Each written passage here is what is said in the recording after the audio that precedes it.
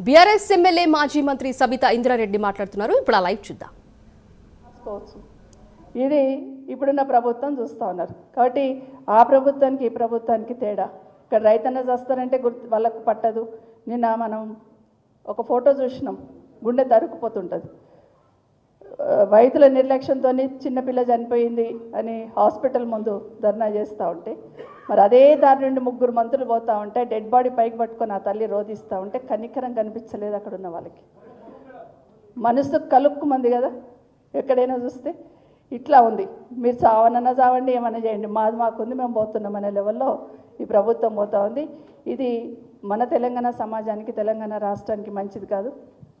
2014 కన్నా ముందు తెలంగాణ సమాజం అంతా ఏ విధంగా తెలంగాణ రావాలని కోరుకున్నారో, మరొక్కసారి తెలంగాణ సమాజం, తెలంగాణ రాష్ట్రం బాగుపడాలంటే కేసీఆర్ రావాలన్న ఆరాటం ఈరోజు అందరిలో చూస్తూ ఉన్నాం. కాబట్టి 27 నాడు జరుగుతున్న కార్యక్రమానికి మన 20 సంవత్సరాలు పూర్తి చేసుకొని, కేసీఆర్ గారు 24 పూర్తి చేసుకొని 25లో అడుగు పెడుతున్న సందర్భంలో మనం అందరం కూడా వెళ్దాం. ఆ కార్యక్రమానికి వెళ్ళి ఖచ్చితంగా ఈ రాష్ట్ర ప్రజలకు భరోసా కల్పించడానికి మాత్రం ఆ మీటింగ్కి వెళ్ళాల్సిన అవసరం ఉందని మరొకసారి మీకు అందరికీ కూడా తెలియజేస్తూ, వచ్చిన అందరికీ కూడా మనస్ఫూర్తిగా స్వాగతం చెప్తూ, జై తెలంగాణ, జై కేసీఆర్.